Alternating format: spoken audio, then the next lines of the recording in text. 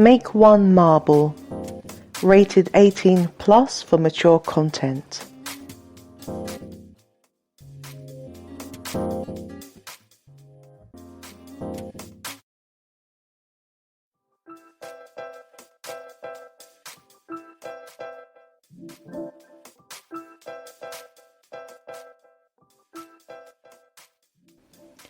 Hello and welcome to the first episode of Make One Marble.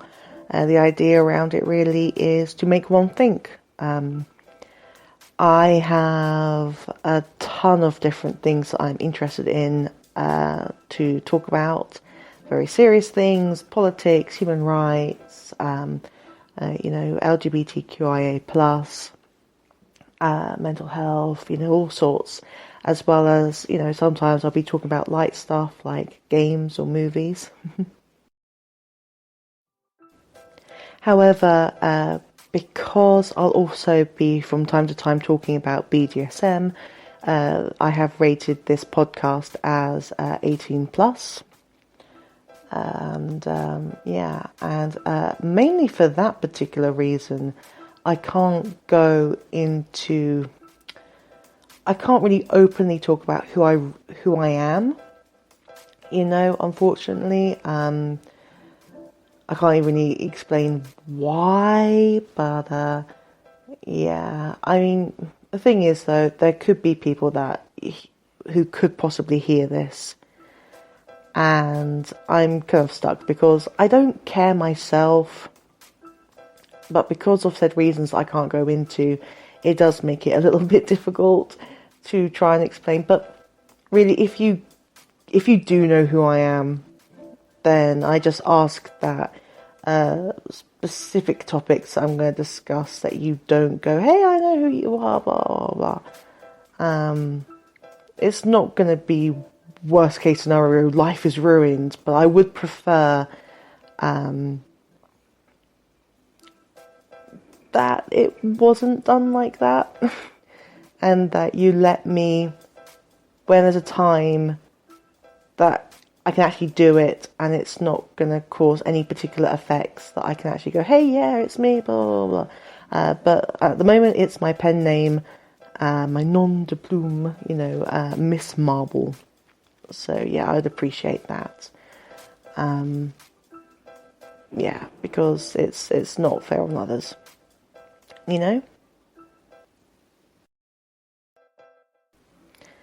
Yeah, so it's a pain, but it is what it is, and I have to deal with that. But at least I can still make this podcast, and I can still actually talk about stuff that interests me, actually go into more detail here and there, and I can actually give a more open perspective rather than having to always shut off a part of me that goes, I can't really talk about that because of blah reasons.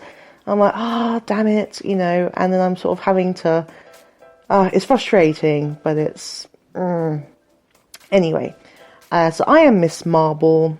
I am in my early 30s. My pronouns are she, her. And I'm cis, and I'm pan, and what other bloody labels have I, got? I do also suffer from mental health, which is generally bipolar disorder. I'm also very geeky. I like tattoos and piercings. I also like a range of music. So yeah, there's definitely lots. There is definitely lots that I can go into. Movies, TV shows, all that jazz.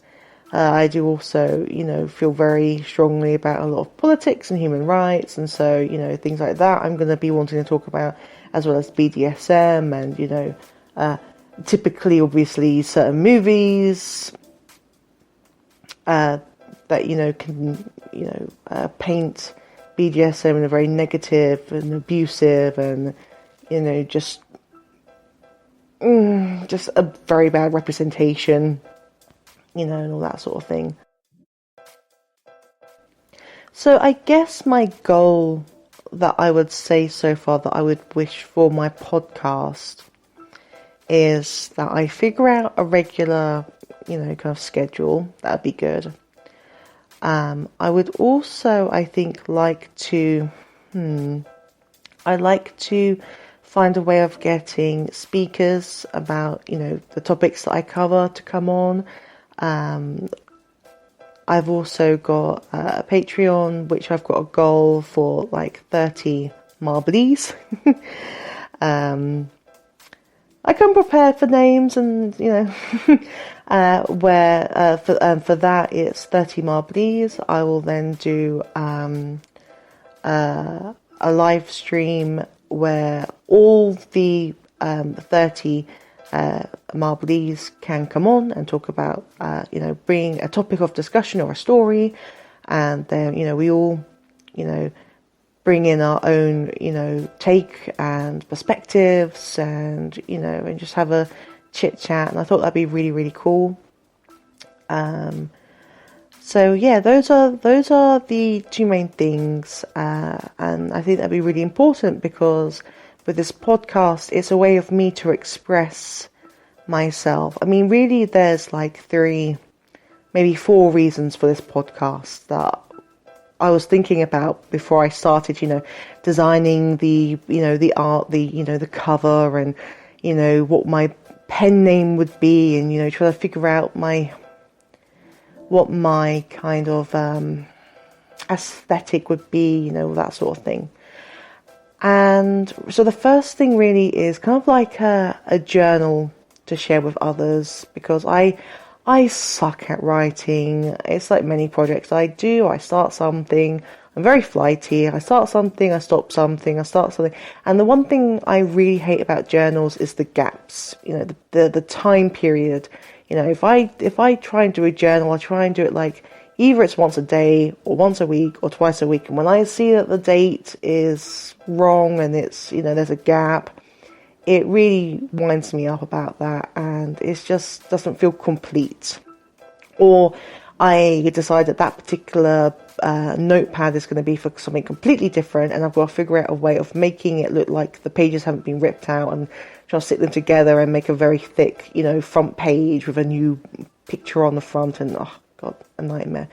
But I think kind of using a kind of dictaphone, kind of thing, just sort of speaking my mind out, and not having to worry about streaming or setting up a camera and having to set out the overlays. Oh, I'm doing this topic, so I think I'm going to change it to this type of layout, or I'm going to try and do something different, or no, that feels a little bit old now, I want to freshen it. No. At least with this, I can just basically just start rambling, and I'm doing it, and I don't have an excuse not to just bring out my phone or open my laptop and just click record, or live stream if I ever fancy doing, more of a live stream, which I will do in the future. It won't always be purely for Patreons. The live stream for Patreons is more so for doing group discussions, that sort of thing, and being able to let their voices shine, which I think would be really nice. But live streams, Q&As, depending how much that's actually of interest to people, yeah, I'd be down for that. I just wouldn't be able to go into certain topics, but then I'd tell you, I can't talk about that particular thing if it's, very personal to me or could potentially share my identity, blah, blah, blah, as I've mentioned before. So there's that. So that's the first thing really, it's like a vocal journal to me. Because blogging and streaming and writing has always been very iffy, and so I guess this is my last attempt at trying to do something on a regular basis, because I do find that once I've expressed myself, I do find that a bit of weight has lifted, and it just feels good to saying it vocally. I sometimes find can be stronger than writing, because when it's been said, it's out, it's done, and it's like, oh, good, I've done it now, Whereas for some people, it's stronger with writing, or it's stronger with, video blogging, and so forth. The second is really because I'm in a position, and have been in a position for a little while now, where I can't actively go to BDSM communities. I can't actively go to, pride communities, and it's difficult. And unfortunately, it's not only because of the pandemic, but because of where I live. And, it's a very, everyone knows someone. Everyone knows someone, and that's not great at the moment in my period of life. And as well as that, it's, now obviously you've got the pandemic, but then obviously it's a pain because, you are part of the community, but you're not part of the community because you've got no one that you can speak to. And I mean that in real life circumstance. Online is okay, you can chat to people and, but you don't get that same, when you're online and you're chatting to someone on Twitter or you're chatting to someone on Discord or blah, blah, blah, blah. And I'm very much like this, so I'm not going to be a hypocrite and say that I don't do this, because I really do. It's very much of, this conversation feels like it's burnt out. I can literally just close the laptop, turn off my phone. I don't have to, I can go, I'll respond to that comment like later on, or, that comment's done now, and I've already said my piece and I've not had a response, so it's just left at that, that kind of thing. And whereas if you're meeting someone IRL, you can't do that. You can't go, I'm bored of this conversation now, I'm just going to walk away. Like, it actually gives you a challenge to actually, wake up, pay more attention, because sometimes we don't. Sometimes, we're chatting to someone and we kind of drift off because while we're chatting to them, we're watching a YouTube video, we're doing something, and we're not always taking in what someone says. And I do think that obviously if it's online, that's a bit more difficult to sort of shake your head and go, I need to, this person's, talking about this. I really shouldn't just be going, oh, really? Or, oh, that's great. Or, oh, that looks amazing. And actually contribute something more to that. And so one thing I miss from IRL, as much as my anxiety, depression messes me up for actually going out when I don't have that same, it is different. I don't have that same thing as I do on my personal social medias, compared to when I go out into real life and, actually talking to someone that I can't just shut a laptop down and go, I'm tired now, I'm going to bed, I'm just not going to talk to you anymore, that sort of thing. Regardless of whether you end the conversation with, I'm going to bed now, I've got to go or something. And, whether that's been, you've been chatting with that person for 5 minutes and you are going to bed, or whether it's been like 3 hours, intermittently responding, and then you're going, but sometimes I don't know if anyone else gets this, but you also get that apprehension that maybe they feel like you haven't talked to them for very long, or that it's been gaps since you've chatted because of real life, You've been binge watching, Netflix, or you've been binging a video game, or you've been working or studying, or, and then sometimes you actually do try and take more of a break from online. But by doing that, obviously, then you're not constantly getting that feedback of, someone shared something with you, and someone's posted something and linked you, and someone's, mentioned, tagged, and they sent you a message, and it's like, I also kind of feel with online. I'm not bitching about online. Online's great. I love the internet and communication. I think it's fantastic. And especially from where I live, it's essential. It really is for mental health, for contacting businesses, yada, yada, yada. It is an important part, and the fact that it brings so many people together, I think, is fantastic. The etiquette part of online, however, is completely different. And there's still something of a work in progress. For me, myself, trying to find that kind of etiquette of when to be on, when to be off. Again, picking up text, not because, text is cold. So it's like, did they put a kiss at the end? Are there emojis at the end? It's ... is that going to be sarcastic? So I think, we still have different, some people don't put kisses at the end, some people do always ... and you're like, what is that? Does that mean something? Is that attitude? Is that not attitude? Am I reading too much into this? Because we all do that, I think.